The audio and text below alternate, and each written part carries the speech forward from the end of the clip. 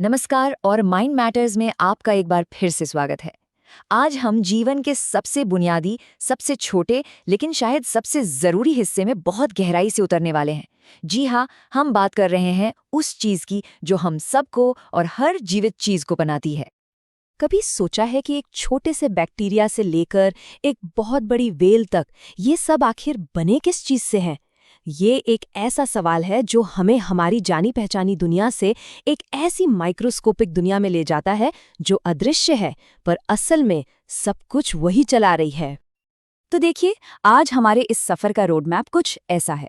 सबसे पहले हम सेल को एक यूनिवर्सल बिल्डिंग ब्लॉक की तरह समझेंगे। फिर जीवन के दो मुख्य डिज़ाइंस या ब्लूप्रिंट्स पर नज़र डालेंगे। इसके बाद हम एक सेलुलर फैक्ट्री के अंदर का टूर करेंगे, आनुवांशिकता के कोड को डिकोड करेंगे और आखिर में ये पता लगाएंगे कि ये ब्लूप्रिंट अगली पीढ़ी तक पास कैसे होता है।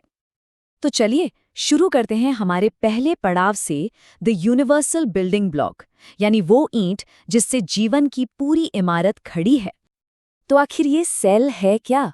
आसान भाषा में सोचें तो ये जीवन की इमारत की ईंट भी है, उसका इंजन भी है और उसकी पूरी रेसिपी बुक भी।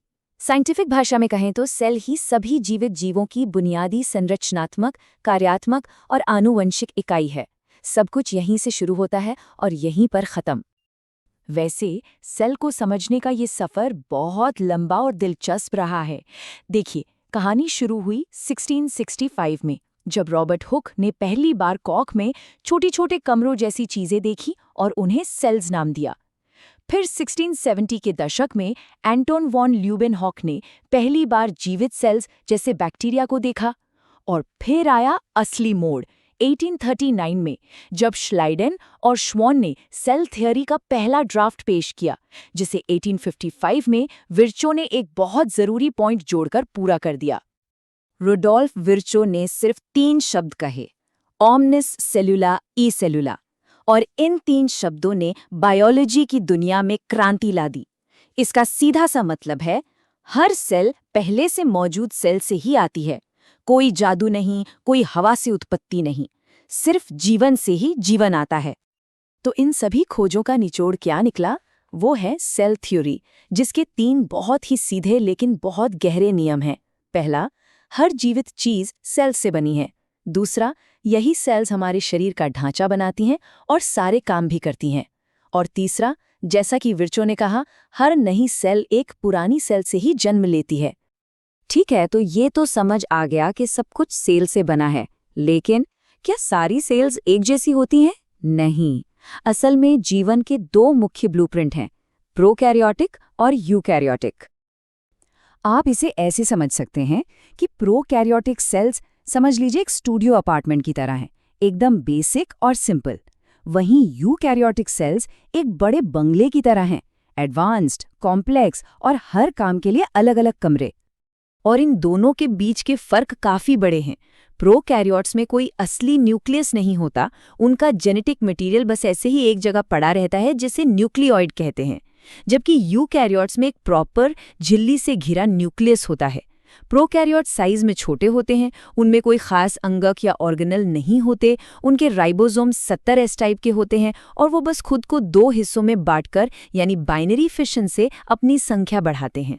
दूसरी तरफ यूकैरियोट्स बड़े हैं, उनमें बहुत सारे ऑर्गेनेल्स हैं, राइबोसोम 80S टाइप के हैं और वो माइटोसिस या मियोसिस जैसी कॉम्प्लेक्स प्रक्रियाओं से डिवाइड होते हैं। तो चलिए, अब हम एक यूकैरियोटिक सेल के अंदर चलते हैं, जिसे हम एक बहुत ही बिजी फैक्ट्री की तरह देखने वाले हैं। ये है हमारी फैक्ट्री के अलग-अलग डिपार्टमेंट्स यानी ऑर्गेनल्स का एक टूर।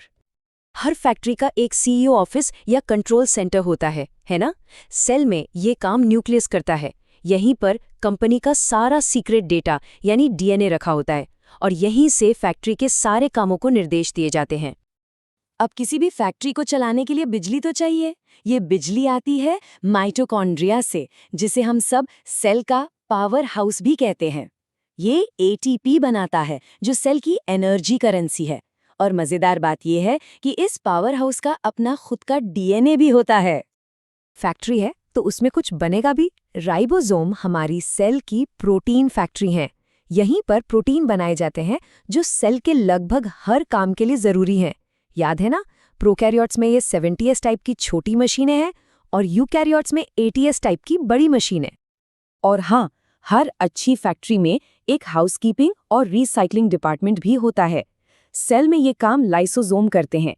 इन्हें सुसाइड बैग्स भी कहा जाता है क्योंकि ये डाइजेस्टिव एंजाइम से भरे होते हैं जो कचरे, पुराने पार्ट्स और कभी-कभी तो पूरी सेल को ही खत्म कर देते हैं ताकि सब कुछ साफ सुथरा रहे। तो हमने फैक्ट्री की मशीनें तो देख लीं, अब जरा उस कोड को समझते हैं जिससे ये फैक्ट्री चलती है और ये भी कि फैक्ट्री अपना विस्तार कैसे करती है। बात करते हैं बायोमॉलिक्यूल्स और सेल डिवीजन की। देखिए, सेल की पूरी मशीनरी असल में 4 तरह के बिल्डिंग ब्लॉक्स से चलती है। कार्बोहाइड्रेट्स, ये हैं फैक्ट्री का फ्यूल। प्रोटीन्स, ये हैं वर्कर और मशीनें। लिपिड्स यानी फैट्स, ये एनर्जी को स्टोर करते हैं और दीवारें बनाते हैं। और सबसे जरूरी न्यूक्लिक एसिड यानी डीएनए और आरएनए, ये है फैक्ट्री का असली ब्लूप्रिंट। अब सेल्स अपनी संख्या बढ़ाने के लिए खुद को बांटती हैं और इसके 2 मेन तरीके हैं। पहला है माइटोसिस। ये ग्रोथ और रिपेयर के लिए होता है, जैसे जब आपको चोट लगती है। इसमें एक सेल से 2 बिल्कुल वैसी ही डुप्लीकेट सेल्स बनती हैं। दूसरा है मियोसिस। ये सिर्फ रिप्रोडक्शन के लिए होता है। इसमें एक सेल से 4 एकदम अलग-अलग सेल्स बनती हैं और हर एक में क्रोमोसोम्स की संख्या आधी हो जाती है। ऐसा इसलिए ताकि अगली पीढ़ी में क्रोमोसोम्स की संख्या सही बनी रहे। अच्छा, तो सेल डिवाइड होती है, ये तो ठीक है, पर वो जो अंदर का ब्लूप्रिंट है, वो डीएनए, वो एक पीढ़ी से दूसरी पीढ़ी तक सही सलामत कैसे पहुंचता है? यहीं पर एंट्री होती है जेनेटिक्स के नियमों की। जेनेटिक्स को समझने के लिए कुछ शब्द जानने बहुत जरूरी हैं।